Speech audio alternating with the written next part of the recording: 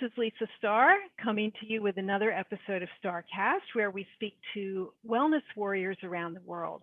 Today, I am excited to welcome someone who I've known for a long time, so long I don't think I want to say how long it's been.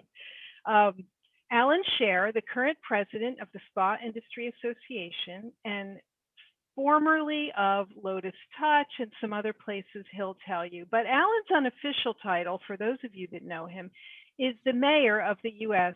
spa industry. Everybody knows Allan. He's great at connecting people and knowing who should meet who, and he does it smoothly and beautifully at every event that there was ever held. It can't be complete without Allan. So thank you for taking time out of your resumed busy travel schedule to speak with us today.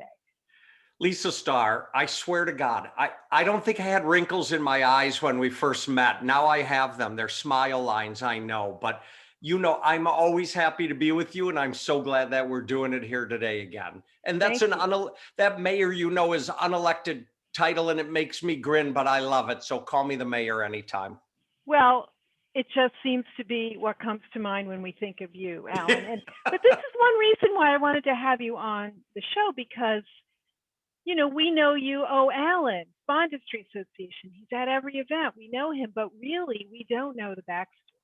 And so today I'm hoping you'll share with our listeners a little bit about how you got into wellness. I mean, the purpose of StarrCast is to attract people to the industry who maybe didn't realize that a life in wellness was for them. And I know it wasn't what you grew up around. So why don't you share a little bit with us about where your work origins began? Oh my God. Well, I don't think people grow up saying I'm going to be in the wellness channel. No. Now, maybe they do these days, but that's something different than it was in the past. But mine is a normal suburban story. My dad was in the clothing business. He had multiple stores in the Minneapolis, St. Paul area. So I was 10 years old when he was dragging me out of bed on Saturday mornings and making me go downtown. And I used to mop the floors and wash the windows and run to the bank through the back alleys, because you could do that back then. And you were 10. And I was 10 years old. Yep. And I used to shove the deposit under my shirt and my pants and walk through the alleys down to the bank, because banks were also open Saturday downtown at the time. Of course, that's a long gone story. And the thing that I think where I may have learned about wellness along the way is my dad loved being outdoors. My dad had bought a lake home maybe 30 minutes from where we lived, and going to the lake for him was cathartic. It felt good. And he always took the kids along, but it entailed work. It wasn't all go relax, right? We would have to rock the shore and mow the lawn. It's just like a second home, right? And you got to paint on occasion. Mm-hmm. But my dad was very good at taking lawn chairs down to the dock and sitting in the lawn chair and watching the lake. And I remember this, even as a young boy, I used to fall asleep sitting in the lawn chair, just listening to the sound of the lake. You can picture it now, can't you? Absolutely. And that's where I think I got my wellness start, when I was very young, because I loved it. It was my favorite part, was just, to quote Otis Redding, sitting on the dock of the bay, right? For sure. And being in nature and listening to those sounds. So you're in your teens, right? And this is kind of your getaway? Yeah. My parents didn't take the kids to Mexico. We didn't go to Florida. We went to the cabin, because the cabin was like a completely different world. We could catch fish in the bay, and my dad would cook them shore style for food. Nice. He taught us how to shoot bow and arrows. We owned multiple guns. He taught us how to shoot guns back in the woods and be respectful of nature. We would go on long nature walks on the island. And I know for a lot of kids, well, I mean, today there's technology. There was no technology back then, right? I mean, the TV had a black and white TV with, what do you call them? A bunny ear antenna. But we're showing our age here. Yeah, I know. It wasn't really a part of us going into the woods and just enjoying the quiet time, because we would be back to work shortly thereafter. And so taking the boat across the lake and going to the cabin on the island was just heaven. It was heaven for me. And it makes me smile now when I'm talking to you about it. And this is something that went on 50 years ago. It's so nice to have those memories, isn't it? Yeah. So what was your first job, Alan? Do you remember, outside of the family business? Yeah. So by the way, I should say, because in full disclosure, this is really important. My dad paid me $50 minus taxes to work on Saturday. So I'd put in a solid 8-9 hour day, but I got paid for it. So I think it's a critical point, something to remember. I always had cash in my pocket from a very early age. I paid my own bills. Nobody paid for me. I counted my money, not miserly, but Right. when you start accumulating money, it kind of gets in your head. It feels good and you want more of it. No, it's a great lesson for kids to learn how to manage their own money. Good for your Right. dad. And part of the day was working the cash register. So this was an old time cash register, push the buttons, pull the arm, right? I mean, it didn't do the math for you. In fact, I joke with a lot of my friends these days. We go somewhere and, if the bill's $2.10 and I give them $5.10, a lot of people they're look at it like, right? they don't know what to do with it. They don't know what you're asking them to do. And so I learned to count in that regard very early. I'm not a math wizard, but basic math I'm pretty good at these days. So post that, I worked all through high school. I would still work on the weekends, and some days I'd go down after work if the store was open till 9 o'clock at night. The 9C was right there, and we would just go down to Cedar Lake Road and take the bus downtown, right? So it was easy. So post that, I go to college. I spent 2 years in college. I decided it's not for me. I was wasting my time there. I got a job working at a friend's father's business who sold fax machine. Hang on, I blew that story. It's before that, I took a job working on the road selling clothing. Totally forgot about that. So like a traveling salesman kind of thing? Yeah, I got hired by Wrangler. They're famous for Bluebell jeans, similar to Levi. Wrangler made a brand called Bluebell. So I sold pants on the road, drove my car, covered the upper 5-state area. I worked for several companies, another one out of California. Then I worked for a group out of New York City, and I found out that I was not built as road material. It worked well for a lot of people, but me spending days in the car, throwing samples over my arm, knocking on doors wasn't my gig. But I learned great lessons about rejection. I learned lessons about patience. I learned about how to meditatively drive for 4 hours down the road to get to the next town. So again, a lot of learning lessons. People have to remember, everything that you do allows a lesson to be learned, regardless of whether you're happy or not happy about what you're doing. Well, if you're open to it, right? If you're open to it, right? Exactly. So sidebar to that, Kathy and I, we've probably owned 12 homes between us as we've moved around. And we've been very good about being open and making new friends in the neighborhood. A lot of our people in the industry know I moved to Cave Creek in Arizona a year ago, and we have the best group of neighbors and friends. We socialize together, but all this happens. Why? Because to your point, we're open to it. So you've got to open up your energy to the universe and allow that to happen. Okay, fast forward back to being in the telecommunications business. I sold phone systems, facsimiles. Does anyone even own a fax anymore? Maybe doctors' offices. We sold copier machines, all that kind of stuff. I worked for a man who I did not know had 5 sales managers before me. The question wasn't I never asked the question, what happened to the previous salesman? Oh, there was 5 previous sales managers. Anyways, he was great at giving you all the rope you wanted to run your sales crew. And then he slowly tightened it because he could not let go of control. Another lesson learned along the way. So fast forward with me to 1997. I have some friends and they have a chiropractic supply business. And they are suing each other and going out of business for a lot of reasons. And one of the partners says to me, Allan, this business is built for you. You should go into this business with me.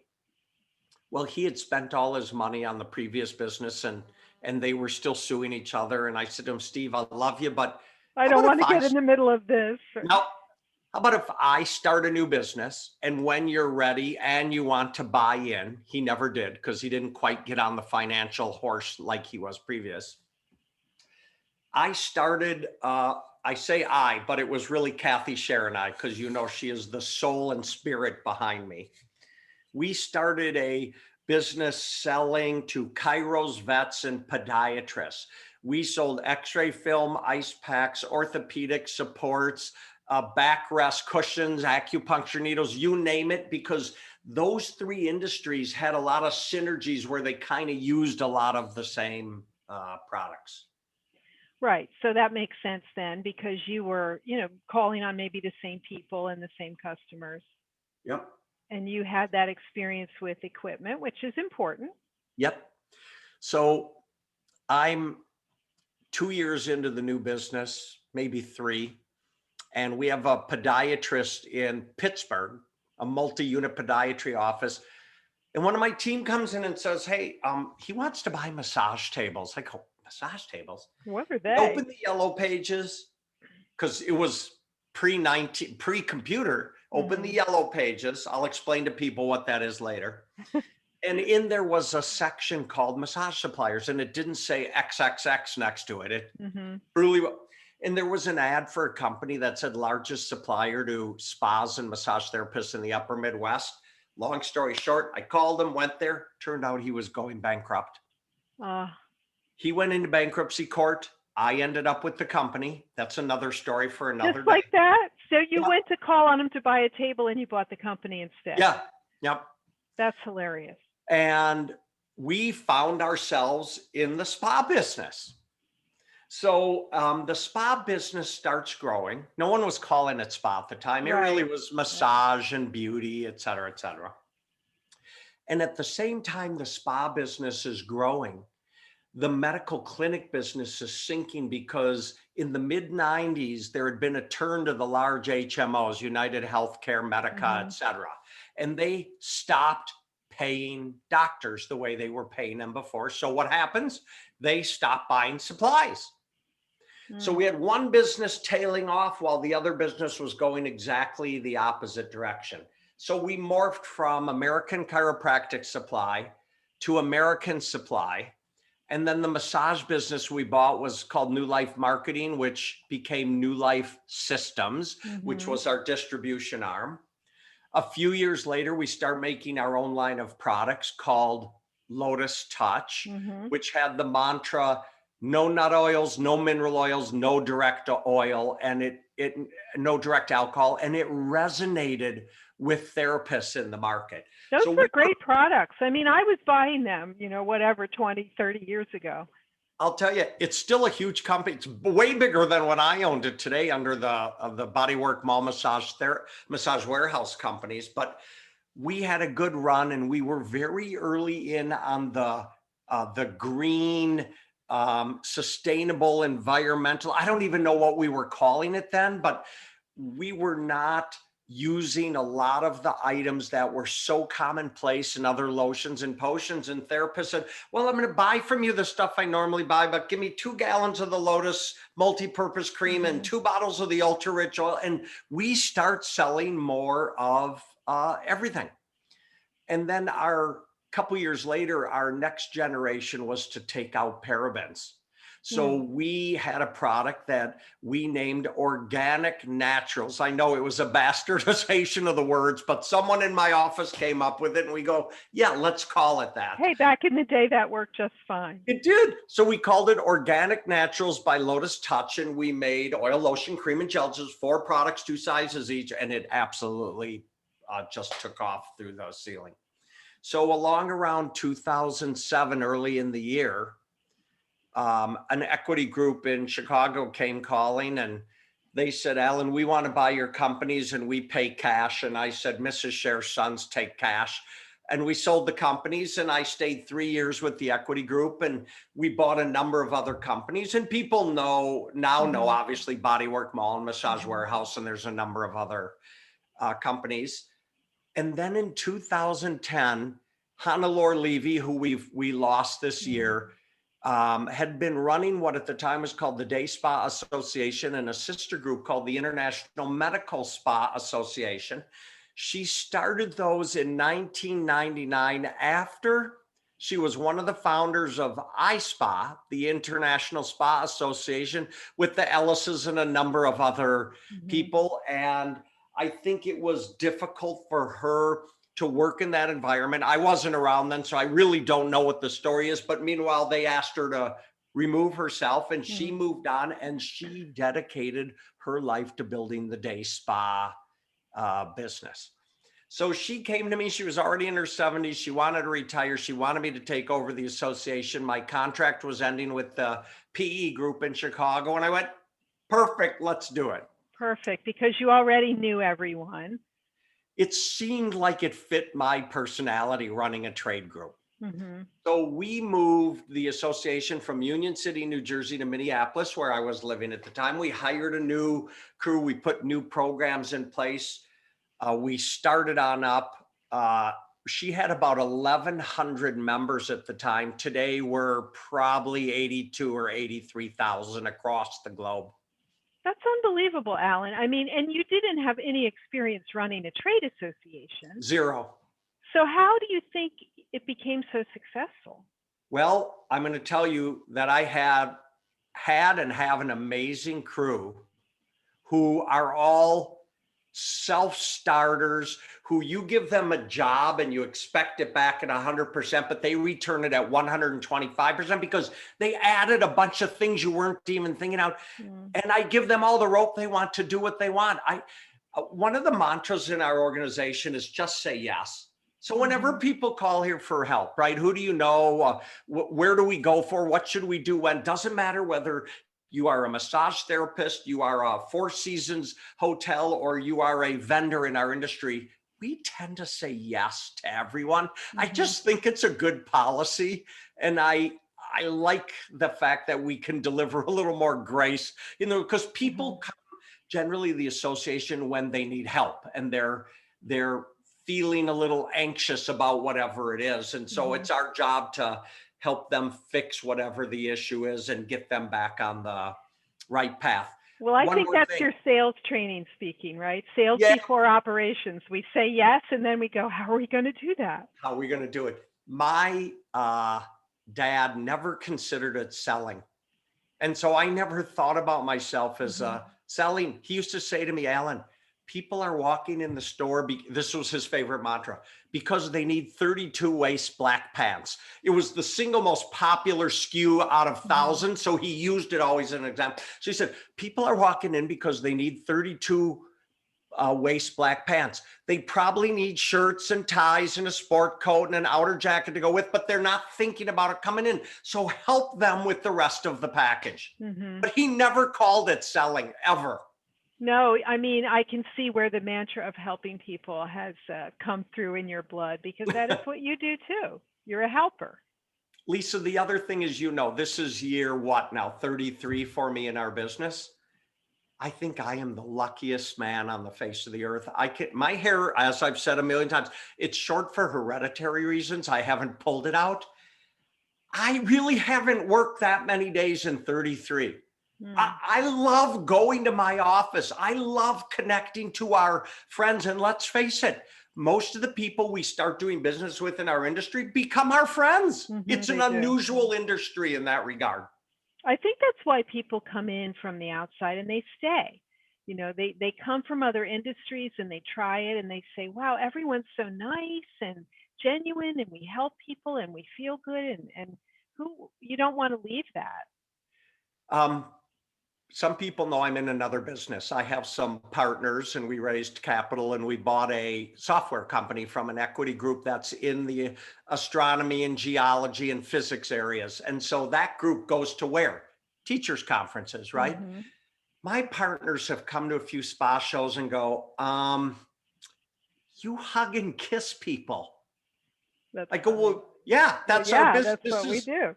This is not in the teacher's business. I can imagine. Handshakes are done from fully extended arms. Mm-hmm. People are very cautious. There's not a harmonious gathering of energy. It's nothing like this And at that's all. not a COVID effect, right? That's just how it was. Well, I love the other business. I just don't want to work in it full time, but Mm-hmm. I'm going to stay in this business as long as they'll have me. Deborah Zake would be someone that we should all look at. Was she turning 98 this year? 99. 90. God bless her. I mean, I want to be 99. She's my hero. I want to be doing what she's doing. Absolutely. I was just noting what she said at the opening of the iSpot conference, and she said it's about what you think and eat and the friends you make along the way. So, okay, we can all follow that advice, right? Well, I don't always think clearly, but I love to eat and I love the people that I hang out with. So I got 2 out of 3 anyways. So Allan, I'm interested in hearing what you see the changes have been in the last 5 or 10 years in the quote unquote spa industry. What have you seen that's struck you as a new direction, if there is one? Yeah, I'm going to encapsulate a few of these things because that's a 6-hour seminar that we could do, right? Yes. On the changes. So I'll bring you right up to date, okay? When I started, well, I'm going to go back 33 years. So when I started in the industry, there was a minimum of everything, right? There was 50 skincare lines, there was 10 equipment distributors, et cetera, et cetera. The numbers were much smaller. As we've gone forward over the years, because there's a low barrier or low threshold to entry into our industry, there's now 10,000 skincare lines. There are hundreds of distributors. There are quantum geometric numbers in every category of everything that goes on in our industry. To me, that has been the biggest leap forward. The second thing that I've noticed is I see a lot of people come and go from our industry. You know, Lisa, when I look back at you and I and stuff, there's a small circle of us. We've been around a long time. But I see a lot of people move on. And of course, this last year has been torturous on our especially industry. On the hotel side. The hospitality folks have had a very tough year. Well, and they're kind of the last to come back, not the first. Opposite the way things have been in the past, the regular spa and grassroots market instantly came back in a heartbeat. Whereas I know my friend Yana Roth's at the Four Seasons in Scottsdale here, they couldn't do facials till like 2 weeks ago. But every other place in town was doing facials already. So they followed the Johns Hopkins rules, and that was part of the Four Seasons chain, but that's what it was. Sure. Another thing I've seen is the conversation around ingredients in everything all the time. Nobody ever talked about ingredients before. Now ingredients seems to be so much about what everything is, right? It was copper peptides, then it was charcoal. Right, you had your one sort of catchword for it. Yeah, and listen, I'm a firm believer in hero products, and you got to keep coming up with a story because people buy stories. But I've just noticed over the years how granular it's become when people want to talk about ingredients. I guess that's the internet effect, right? Because we all have so much more information at our fingertips than we did 5, 10, And 20 Lisa, years ago. You can't fool people. Everybody's become an expert because they can hear what you talk about and they turn around and they go to DuckDuck or Google or whatever you're using, and they do their research. And it's really easy to do today.